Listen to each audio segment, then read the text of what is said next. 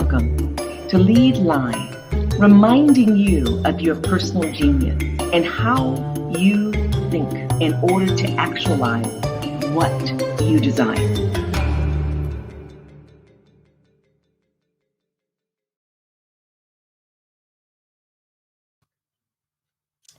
Welcome again. Thank you for joining us here at Lead Live. LEAD stands for Leadership Excellence and Achievement on Demand. We're very, very pleased to have you here today. Today's topic is No Child Left Behind initiative. And I know a number of you are probably thinking about that 1991 federal initiative. It really was about ensuring that all children within these United States of America would have quality education that would inspire them, lead them to be able to lead themselves, and in some practical and transformative ways. And it's interesting. The topic really is about that at its core still, even though it's not directly tied to any federal or state or governmental initiative for that matter anywhere on the planet. It's tied to individuals like you and I who care to make a difference, and not a difference that is temporary, but a sustainable difference, a difference that enables a child to recognize that he, she, they are valued. They don't have to earn that value. They're inherently of value. And it's interesting because, or I should say, what's interesting is our guest. She comes from a history of giving in ways that one could argue she didn't have to. She could have lived her life and been very focused on self. And yet, from the point of being a mom, being a foster parent for nearly 10 years or nearly a decade, to taking on this major foundation a number of years ago, it's coming on 25 years ago. This woman concern about the well-being of children, of families, of our greater society prompted her to leverage mentors and others, again, folks simple, remarkable, like you and I, to create the Lend a Hand Foundation. So I want to talk with you about her, give you a little bit about her bio as Jet brings her into the studio. I want you to see her face. I want you to experience her energy. This remarkable and yet accessible, elegant human being, Dee Johnson, founded Lend a Hand Foundation in 1997. And she did it with limited, sparse funds. She did it collaboratively with other people. And just in that initial creation, served 100 youth. Well, imagine moving forward over the years, serving over 100,000 youth, all in one city. Imagine partnering with individuals, with corporations, with foundations, with community leaders, with families, with children to make certain that annually youth in the city of Oakland had the kinds of resources they need to be prepared to learn, and more importantly, to be equipped to learn, which is part of being prepared. From whether it's housing was part of their initial mission, or whether it is literally the technical tools, it's part of their ongoing mission as well as nourishment. It's been about the well-being of individual children, diverse children, different ethnicities, different age ranges, different family centers, different historical experiences, families, obviously, children. Why? We get to ask this remarkable woman why. Now, what else about her? She served these United States as a Coast Guard in the Coast Guard Reserves. She earned her baccalaureate degree from the University of Phoenix. She completed her work in a philanthropy fundraising academy, Sanford Institute. And she continues to learn because she understands the importance of leading, and you can't lead unless you determine what you don't know in order to lead effectively. Right, Dee? So Absolutely. her wiring is all about leveraging. And she's been very fortunate to have a couple of individuals who were always with her as mentors, guiding her, listening, giving her substantive, constructive feedback, including two remarkable women, Gloria Taylor and Kathy Adams. I believe in speaking names and energies into the universe because the ancestors, the Great Spirit itself, all of life itself benefits from the honoring of people. So those folks help to steer her not only in positive ways, but to also help her just magnify the vision that she had in order to achieve goals of the organization. Her mother, at the core, was a role model.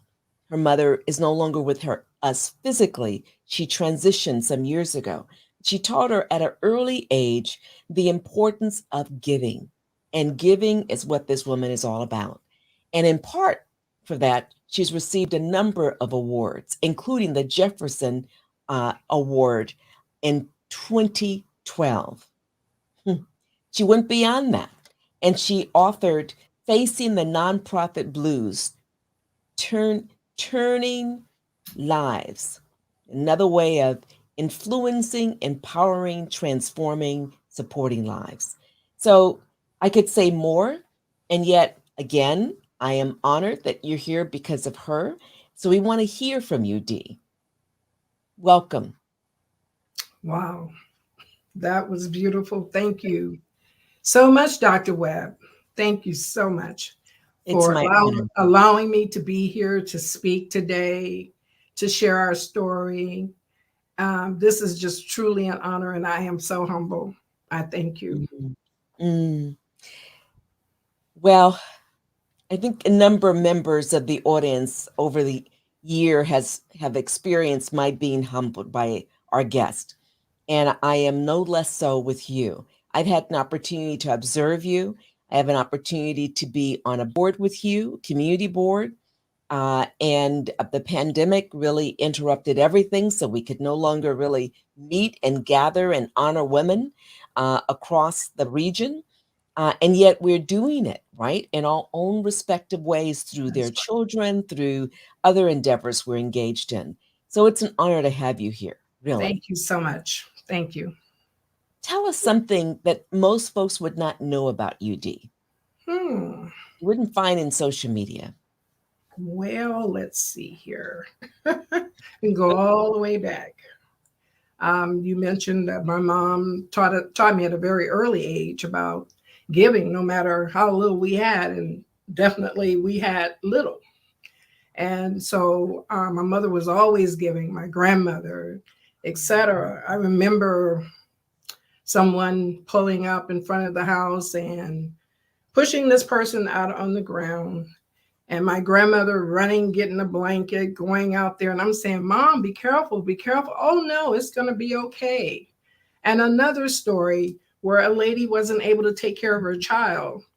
And she brought the child over to our house. And my grandmother said, oh, sure, I'll watch her while you go to the store. She went to the store. Unfortunately, 3 weeks later, she still had not come back. It was so hard for my grandmother to make that call Mm. because she took that child, she nourished that child, she loved that child. So I was able to see all of this. So Mm. she had to call. And unfortunately, I don't know what happened. We never knew what happened to the mom. But that's just a few of those stories that I had growing up. And then when I got married, and my husband's mom, bless both of their hearts, they're gone now. She was a foster parent. And so we started helping out. I had no idea that I was going to be going down that road. And so we would help her out. And then her health basically kind of Felder, actually. So we actually took it over. And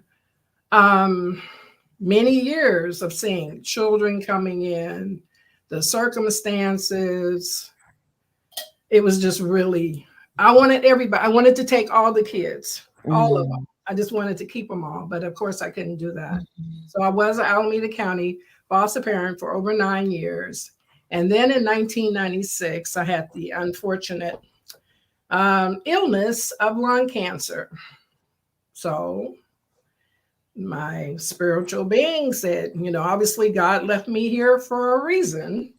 And because I had that desire already for kids, me and my god sister, Betty Dimmer Cottrell, and she's deceased now, God bless her.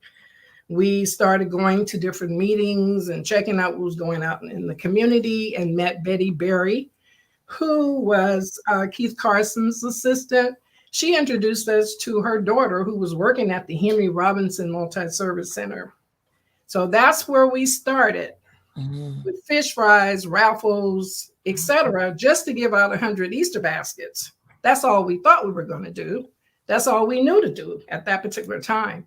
But once we got in there and saw what the conditions were, we started writing letters. We developed a teen talk program, the holiday celebration, and then what we're really widely known for is the back to school giving. I want to give a shout out to Honorable Larry Reed, who retired, and we'll never, ever, ever forget him. He gave us that first 200 backpacks. He found a corporate sponsor, and they dropped off those 200, and UPS came out and packed them up. That's where we started with that in 1999. Wow. So that's my story. I'm humble. I just believe in giving because I know how important it is to give. I know how important it is not to have, excuse me, those things that you really need to have, just small things. People don't even imagine just what that means. If it's a pair of shoes to start the first day of school, some clothing, you're hungry, just all those things that a lot of children do not get. And it's I can't blame it on anybody. I don't want to do that. But it's just about, we need to all come together and make this better, because we can. It's not that we can't. So that's I value emotions so much. Of who we are and what we do most of the day, every day, is driven by the subconscious mind, which is the emotional mind. I rarely feel drawn to tears on air, and I do now. And I honor the fact that part of it is because I was one of those foster children. And I didn't know from year to year where I was going to be. And I depend upon the environment. Some environments were somewhat safe. I could predict at least for a month or so what might happen. One environment, the last environment, was pretty understandable. But most of them, you didn't know what's going to happen. And you didn't know whether you're going to be out in the streets or someone's going to put you in another home. You're going to be beaten. You just didn't know. And there was so much uncertainty. And so my heart, my hat off, I had a hat on, anything I have, I say kudos to you and the many of you across this planet who choose to take in children who would otherwise not have the ideally unconditional care and consideration provided. Right. In addition to the emotional nourishment, the nutritional food nourishment, the spiritual nourishment, the physical safety. I am so appreciative of you and the many others who are still doing it. Right. And it's not easy, folks. No. I get it. I witnessed it. I'm still witnessing it. And yet it is absolutely invaluable what you do and the stuff that most people don't even know about. Kudos to you, Dee, and the many, many others who are doing this across the planet. The other thing that comes to mind, you sent me some photos, and I'm so appreciative. This particular picture just took me. And there are many others of these children. And you just mentioned backpack and her taking it. And it was much more than just a backpack to her, obviously. It Yes. was, yes, she needs the backpack, but it was also that part of unconditional consideration. She was seen, she was visible. And too many of our children are not seen, they're not visible. In fact, some of us don't even want to look at them for fear that maybe we're responsible. Well, maybe we should be more responsible. What do you say to that? Oh, yes, we definitely have a responsibility. It's all about giving and showing love. And the more we do that, the better this whole world would be. It's just so simple. And I guess it's just too simple. But to make sure that a child has what it needs, they're the future. I mean, so don't we want to make sure that they have what they need so they can grow, so they can thrive, so they can be all that they can be? Wouldn't that be just great? So if we just all came together and we could even better leverage our dollars, we can do more because more is needed. You say leverage dollars. On this broadcast, we talk about the power of funds, the power of money, and letting that dollar compound in a way where our ultimate goals can be achieved. Absolutely. And think about it, folks. And Dee, walk with me on this. So initially, some of our goals is to, because of our wiring, our socialization, our experiences, our observations, it's just to buy something. Whether it's to buy a car, buy a watch, buy some shoes, buy some makeup, have our fingernails done, pedicure, then buy a house, buy special clothes, buy tickets to events, travel, flight ticket. We can go on and on and on. And then once we've achieved all those initial short-term things, we're like looking around, there's more I want to do. I want another job so I can make more money and I can do more things. But if we're astute, we take our money that we earn, hard-earned money, we put a lot of it in certain instruments where it compounds, we get better results. And then, because at some point, whether we're 25 years old, we're 40, we're 60, if we're so fortunate, 70, 80, 90, 100, we're saying, now we want to be more altruistic. Now we realize our responsibility to life itself. So how can we use whatever resources we have that we allow to compound to add more value to children, to communities, to society at large? That's what you're talking about, right? Exactly. And it's independent of age. Yes. If we come together, let's say, for instance, to buy the educational tools, if we're doing 25,000. So if somebody else wants to do 1, 2, whatever they want to do, we come together, we pool our funding sources, and then that way the price goes down so we can do more. So instead of doing 25,000, we could reach that 35,000 students that are qualified for the free and reduced lunch program that are attending Oakland Unified School Districts alone. There's about 55,000 students. A lot of the parents don't even sign up for that because you know why? Because their pride and some other things that may be going on.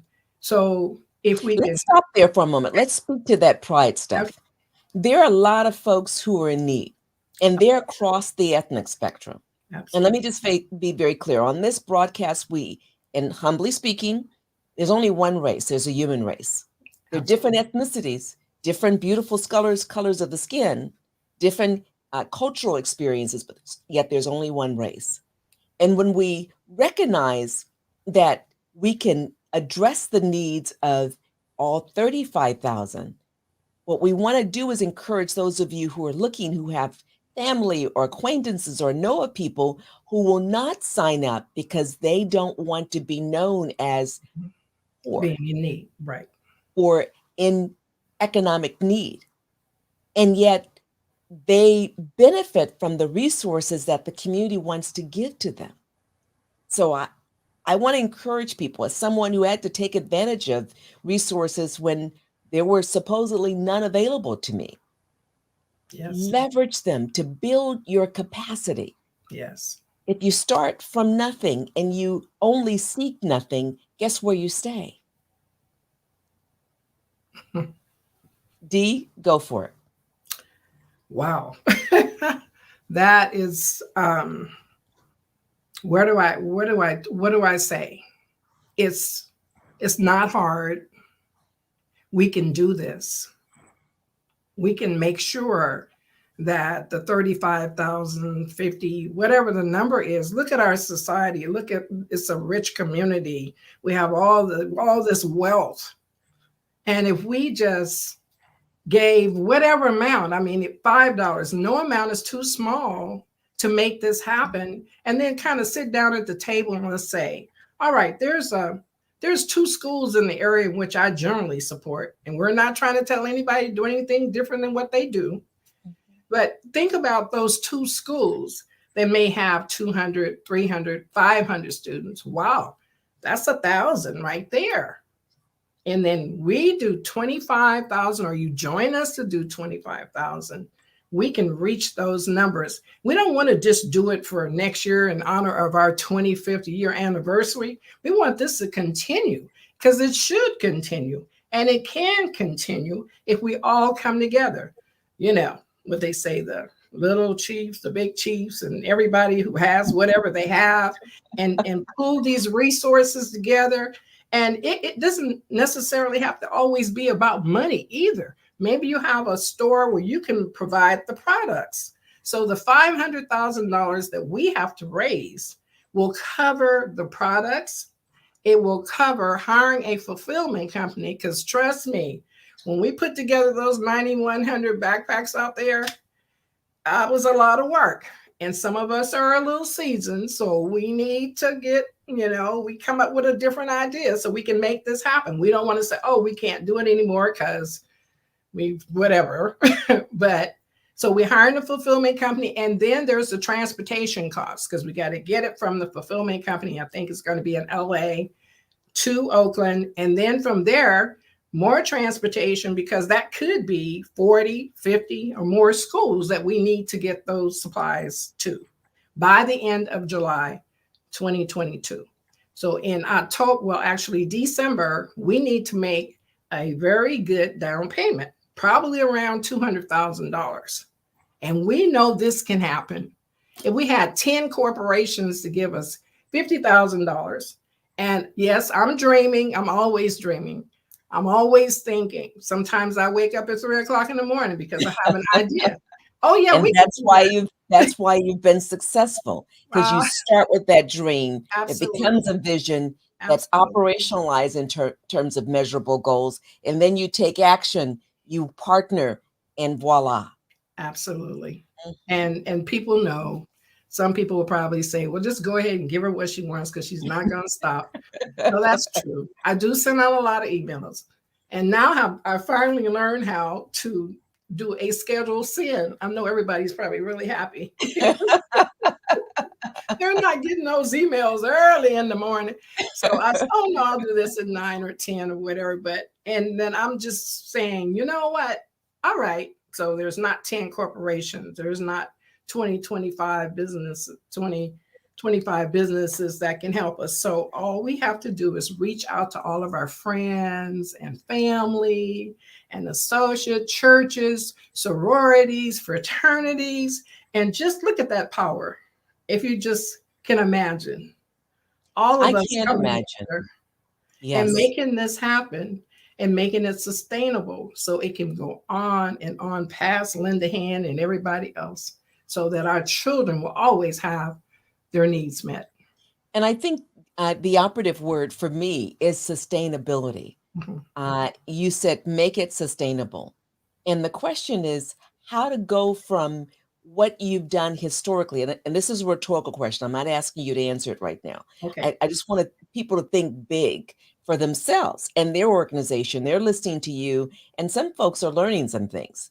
and others are being reminded of some things. I want us to be thinking, okay, historically, you've done X that's been remarkable and that has led young people, that has led families, that has led communities to feel so appreciative and better off.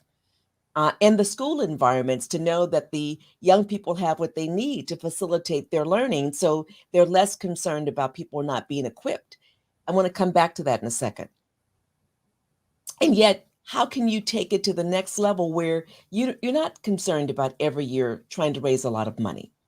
And I think about, as an example, how many nonprofits are there locally that are doing work that could be complemented, that are tapping on individuals, organizations, foundations that could be a complement? How many billionaires are out there just saying, why no one ever calls me? Who may just say, listen, I want to invest in this and ensure that you've got this endowed for the next 50 years. You don't have to think about it. You just do the work. You make certain that the youth have what they need.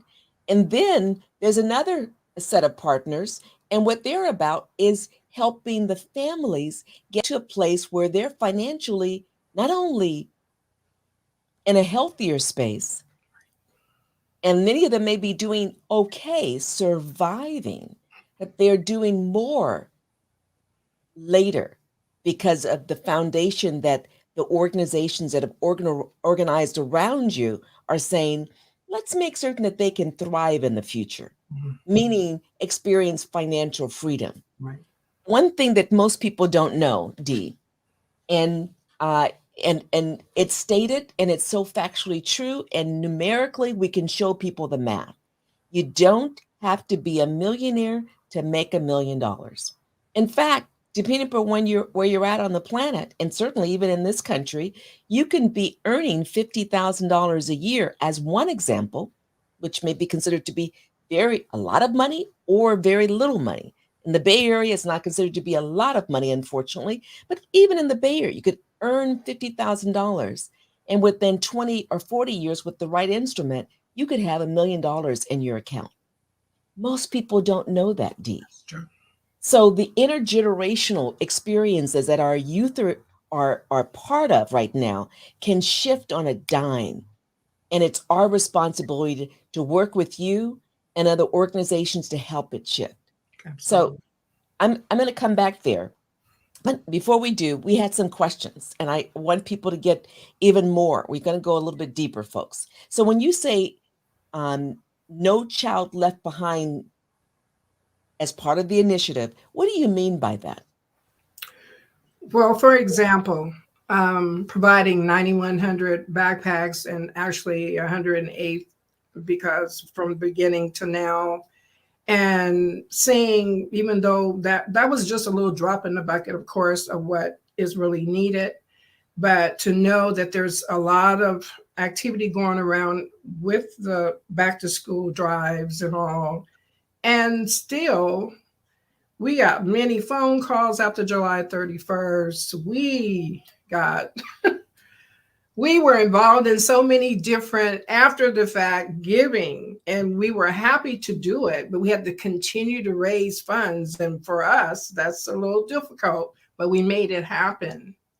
So why are there children still without their school supplies? That's what we don't understand. That's why this is very important to us, that no child is left behind.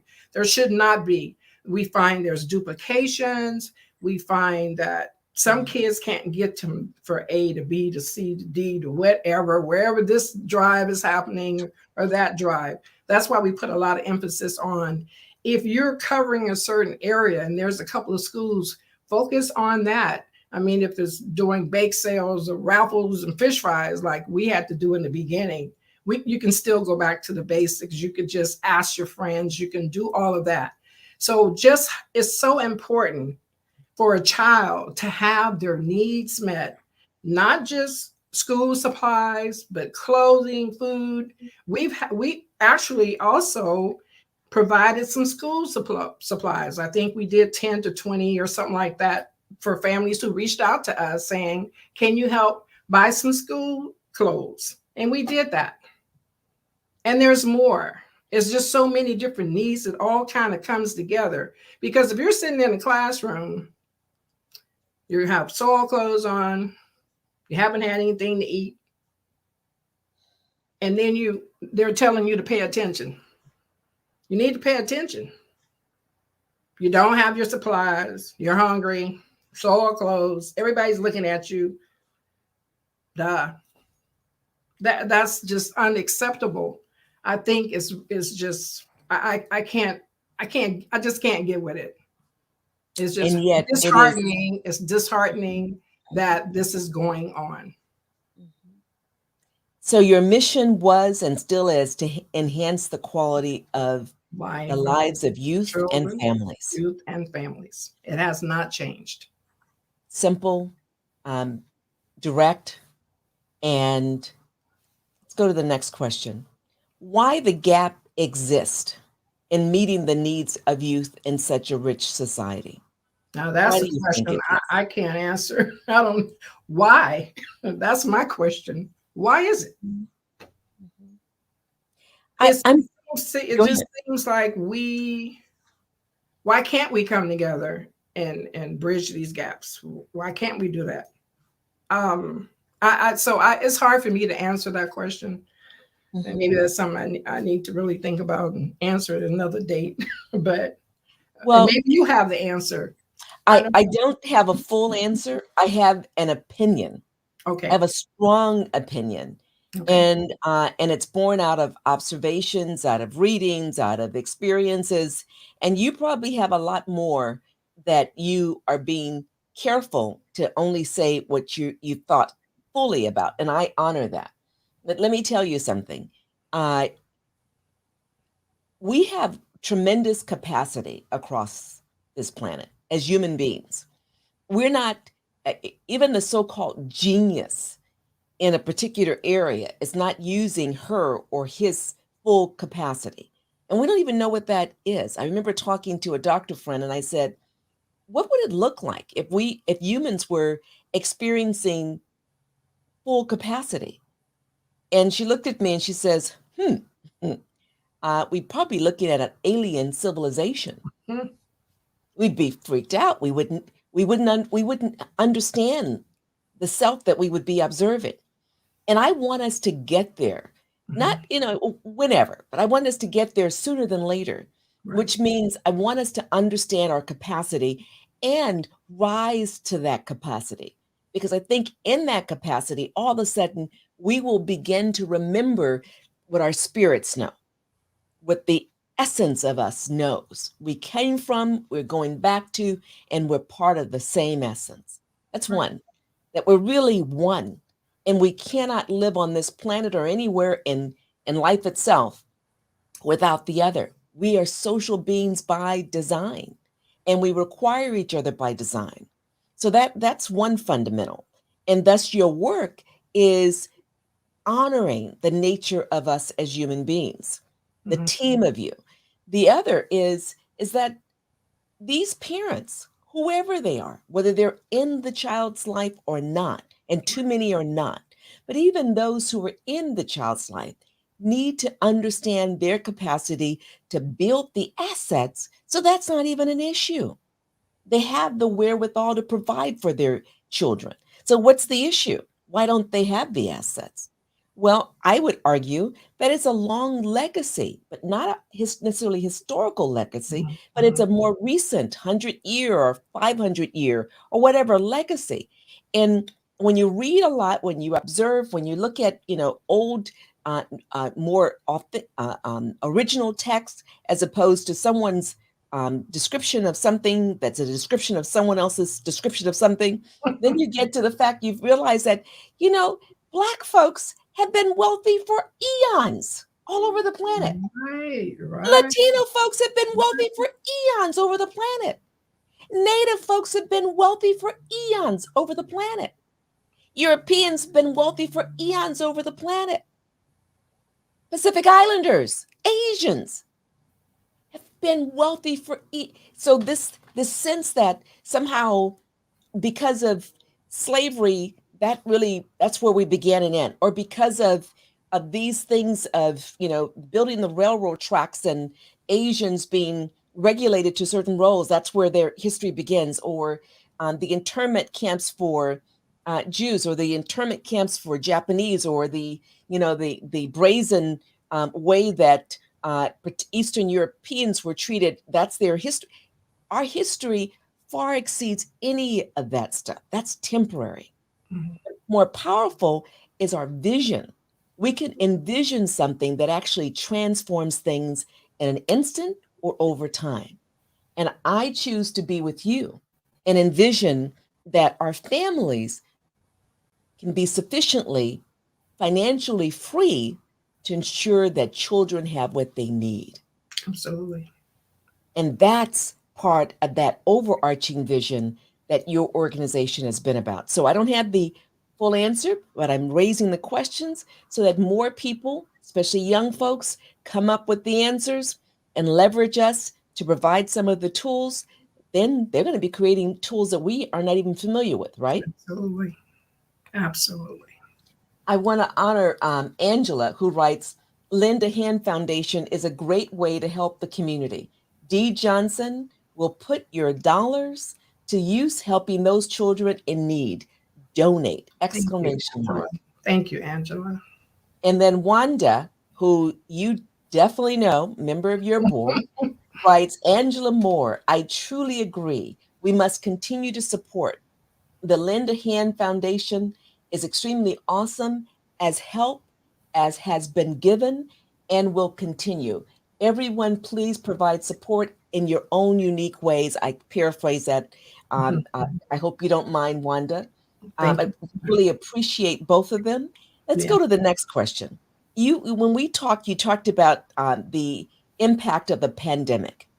And folks have been talking about it all over the planet. I was talking about someone else who's going to be on a future broadcast.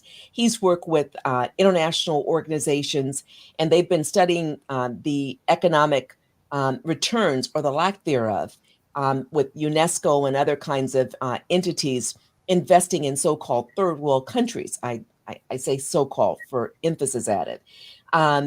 When you have historical legacy and understandings, third world, I wouldn't call it that. Arguably first world, but any event, get the point. He talked about the neutralizing and the inherently devastating effect of the pandemic. You too. What do you mean by after the pandemic, things have gotten even more egregious or more difficult for youth in terms of their lack of resources, clothing, food, supplies, readiness for school? Oh, well, I could touch on that in different Or I should levels. say readiness to learn. Learning and schooling are not the same, but go ahead. Yes. Of course, there was the housing situation before the pandemic, and now it's even worse. You have families who can't go to work because of the social, being socially distant, being ill, people dying, the resources not readily available, people not knowing where to get the resources, the word not getting out to people about the vaccination, the truth about the vaccination, the truth about thinking about we had measles, we had mumps, we get the flu shot, we get the pneumonia shot, we had to get shots to go to school and all that. And just really paying attention to how people are dying, but people are getting better. And this information not really getting filtered out where people can get that information that can help them to make the right decisions, not just for themselves, but their families and friends. Just think about all of that. But being unhoused and then having hope that, oh, wow, things are going to get better. And then here comes the pandemic and it just pushes you back. So now you can't even go get that job that you were planning to go get, or to get to A and B. You don't have any gas money. You can't go to work. You can't feed your children. What do I do? What do I do? So a lot things happen. So either I do something that maybe I shouldn't do, but it's very important that I feed my children. So things are not where we was hoping that they would be. I mean, all the money and the resources that are coming in and going here and going there, but yet there's still so many people that are not getting it. So instead of things getting better, because we got all these people saying we're helping, we're helping, we're helping, we're helping, but yet it's not getting where. If you just look at TV every day, the news, the unhoused, more encampments, more encampments, more encampments. And for those who don't know, we're talking about encampments, meaning more unhoused individuals living on the street. On the streets, unhoused, doubling up, tripling up. And the babies, every time I pass by, I mean, it's just so hard. It's really hard to see people having to live that way in this rich society. I'm sorry. But no, please do not be sorry. And people shouldn't have to live that way. We should not. No, I'm making a dogmatic statement. No, we should not have to live like we are living before, during, after, whatever. Pandemics, whatever we're faced with, we should not have to live like this. We should not just walk by, drive by, see it happening, and don't come up with some type of solution. What can you do? And people are always telling me about I do too much and I want too much, but I don't want much for me. I want much for other people. Because it's just too sad. And they're dying out there, babies. It's just too sad. It's just too sad. And it does not have to be. So I plead with everybody. You don't have to give to lend a hand. Give somewhere. Just give. Just do something. Just do something. You can't take it with you. So why not give something? Here. Can we all just give a little bit? Just think about that. Reach out to the people who are managing the encampments and transitional housing facilities. Reach out to them. We work with the Matilda and some others. Reach out to them. See if you can help out. There's the women and children. There's all families, a lot of grandparents out here trying to raise their children. And I know personally a lady who's 86 years old, and she's still getting up every morning, driving her kids to school, her grandchildren to school, trying to make a way. She has 6 of them. No brainer here. We can do better as a nation. We can do better as right here in our own community. We can do better. I'm not trying to put guilt on anybody, but I'm just speaking my truth. And I hope from this broadcast, it will help somebody to understand that it's about loving and showing love and just giving whatever you can give. We didn't have much at all, but my mom showed us, and we continue. And I want to give a shout out to my sister, Deborah Shirley Peggies, who is still raising children. And she has an autistic son, and she needs help trying to get him in a specialized school, and she's running into all kinds of obstacles. I'm praying for her. I'm trying to do all I can for her, as well as all of my sisters and my friends and extended family and the Lend a Hand family. I love you guys so much. Couldn't do it without you. I'm just a visionary. I want to honor your board. Don't lose your thoughts, because we're going to come back to them, Dee. Here are members of your board, and they are compliments. They are remarkable. They follow the previous members of your board, and they are setting the stage for an extraordinary legacy for the subsequent members of your board. And the power is not just in those board members, it's in all the support. And this visual I know folks may want to take a screenshot and it's hard to see all the details, but just know that this list that you could barely see is only a small snapshot of the hundreds of individuals, thousands over the years, who've made a profound difference in the lives of so many children. And I want to come back to this picture here of this child. And that this is what this is all about. This child, it's all about the families. It's all about our society, where our children grow into adults like you and I, knowing that they're valued, knowing that their voice means something, knowing that their capacity to exceed even their own high expectations can drive them to create the better society that serves the greatest good, all of us. And then if you're interested, here's the contact information. Want to make certain I illuminate this, and we may illuminate this before as we go off. And with the help of Jet, who's in the background, Jet, please just bring this up as we even tune out of the broadcast in about 10 minutes. I also want to highlight some of the wonderful folks over the years, recent years. These are only this is a tip of not even the tip of the iceberg of pictures among the many that are available that reflect the beautiful coming together of young people, older folks, folks my age and older, much older, who care to make a difference.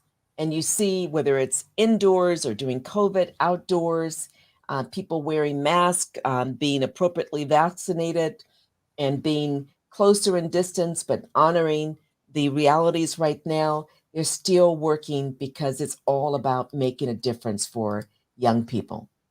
And again, I want to come back to this picture.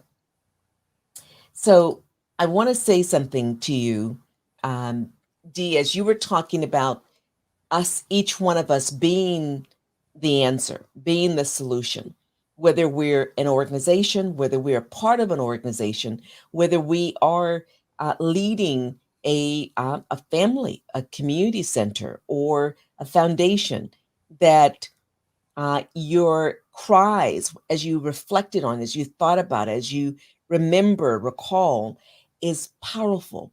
People, I say this and I don't say it enough, and you can find it in a book. I can't think of the author, but it's about the power of who we are as humans. Our actions are primarily driven by our subconscious mind, folks. That's our emotional mind. And if we don't honor that, we're going to constantly move as though our intellect is guiding us. And most of the time it's not, until we make it so. But we have to embed that vision, that dream, that vision, those goals, those strategies at the level of the emotional mind, so that we create the actions and the results that we want. Why am I always saying this? Because if you want a different result in terms of the experiences of children, you have to vision it. You've got to reduce it down to a plan. You don't have to know all the hows. Dee demonstrated that. She didn't have a clue when she started out. She knew what she was passionate about, and she did it. She knew that she was sufficiently caring and committed. So she took what was a devastating experience physically, major health crisis, and she transformed it into a gift for the rest of us. You hopefully are doing the same thing. So you don't have to know the how. So almost 25 years later, here she is with teams of people who've had this beautiful impact, so that so many boys and girls and boys, together or alone, have this memory. And these children have grown into adults, many of them, with that memory, and hopefully paying it forward. So tell us a little bit more about your story, because you just didn't wake up one day and leverage your remarkable mom, your grandmother, who were always givers, and they model it rather than just talk to you about it, what do? We follow people's behaviors. We trust what they do. What they say may be interesting, may be entertaining, but you look at what people do and you have a clear understanding of who they are. Right, Dee? Right. So what else did you experience prior to, after you were married, prior to taking this on, and prior to that major health scare, even as you were rearing children who you didn't birth, but you took responsible for? Well, I'll just have to go back to what my mom how she brought us up at church, in the Bible. It's all by the grace of God. Keep on trusting and believing in Him. Keep on doing what you need to do. Treat people right, no matter how they may. For a long time, it was about regardless of what they say or do, don't pay attention to that. You know, they crucified our Lord and Savior. So who are you? So I try to remember that all the time when we run against all those obstacles. You know, let's keep on pushing. He's going to make a way. He's going to guide and lead me. And that's basically what we were brought up on, and where I am and where I will continue to be, because it is by His grace and His mercy that I woke up this morning. And he showed me. It took me a long time to figure out what my passion was. I was kind of like, over here, should I do this? Oh, maybe I should go back and do this. Or maybe I should, no matter what, it was always that giving. And I didn't even recognize it. I didn't realize it. It was people who told me, oh, Dee, you really, you should. And I was like, really? You think so? Me? I should. And even today, I sometimes say, I don't know, am I taking on too much?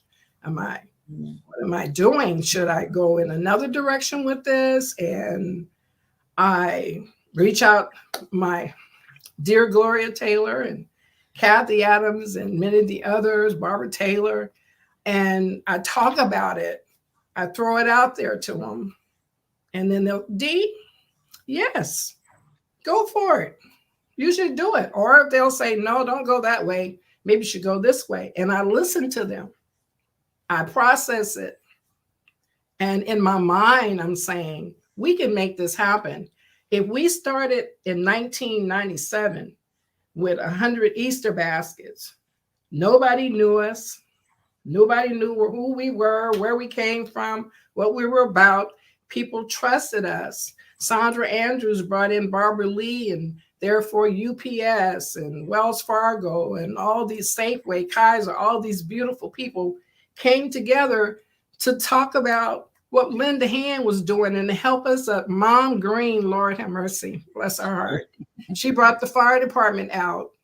I mean, it's just so many stories and people, and the Honorable David Krashner, retired judge now, and Horace Wheatley, and just all these it was all about connections. That's what I found it to be, was all about connections.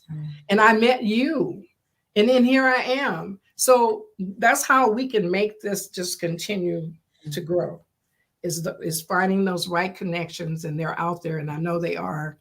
And I just thank all of you who are listening. And maybe if you aren't, maybe you know someone who could be that connection that could give us that hand.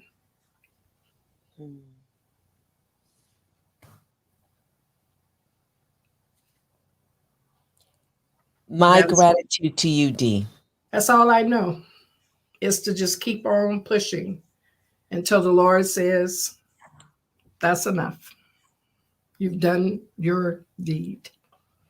You've done what I asked you to do.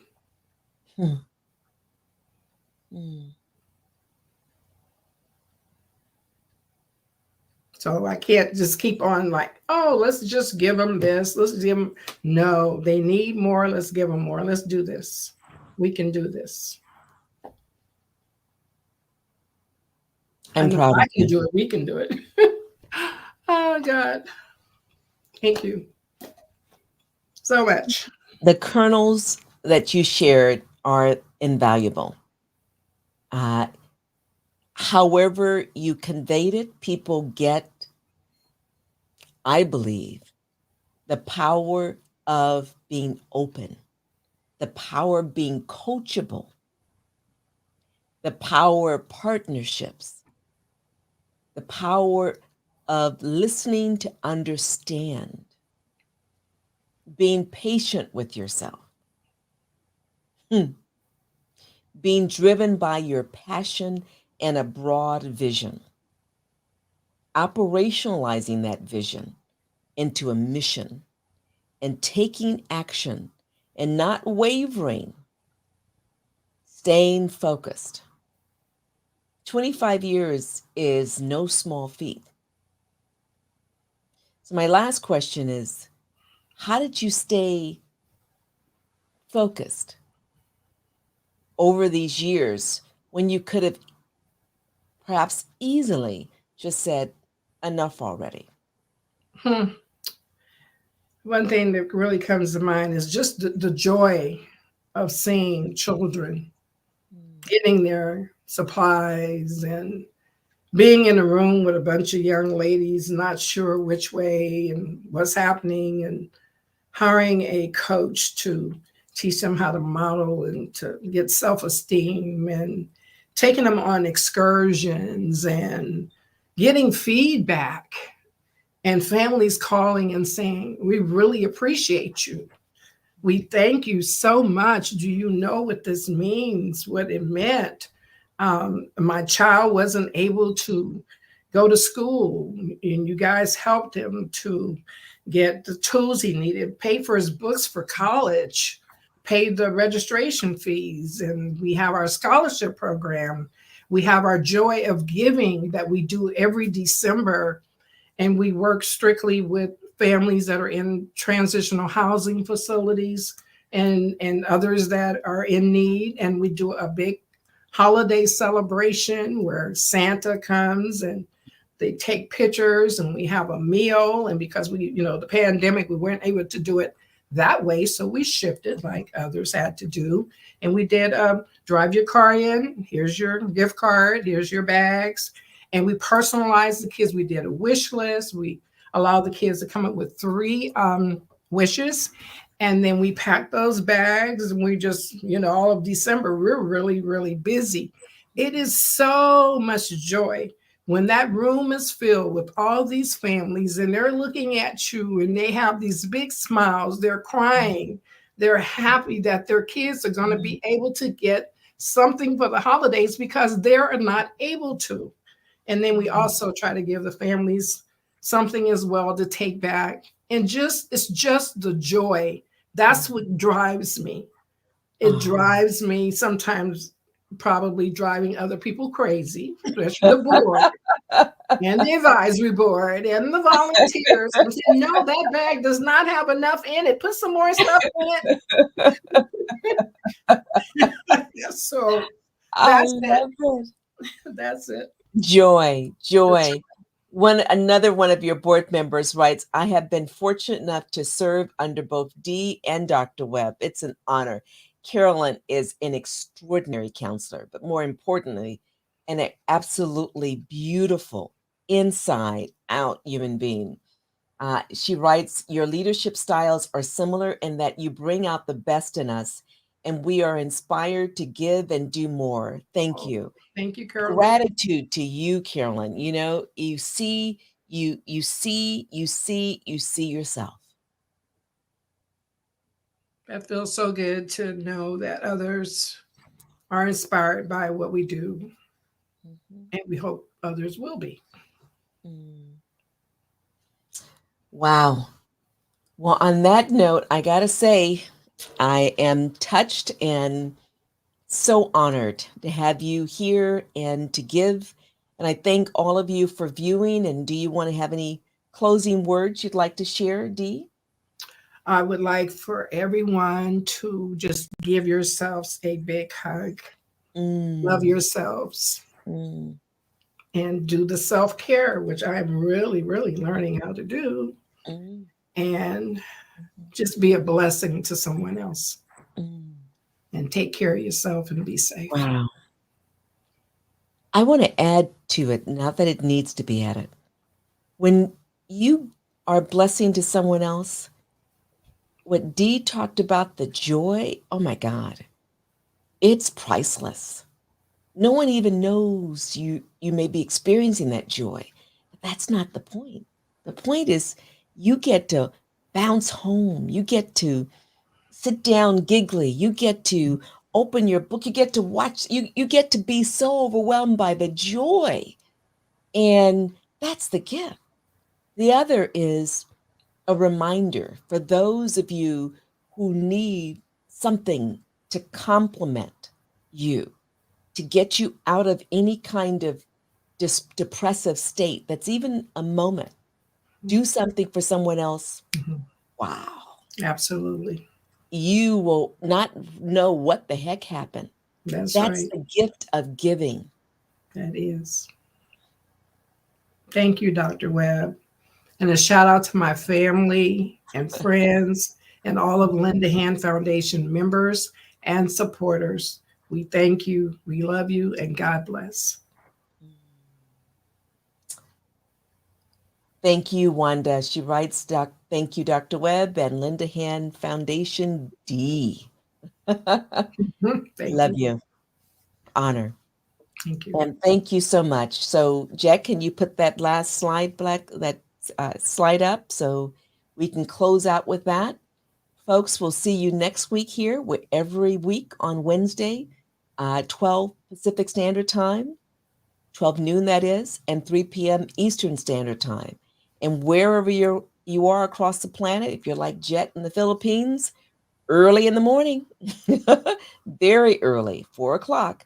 However, you could also take a look at us like our Cambodian viewer anytime, because you don't have to watch it live if you're not available. It is always on YouTube, Facebook, LinkedIn, Roku TV, and Amazon TV.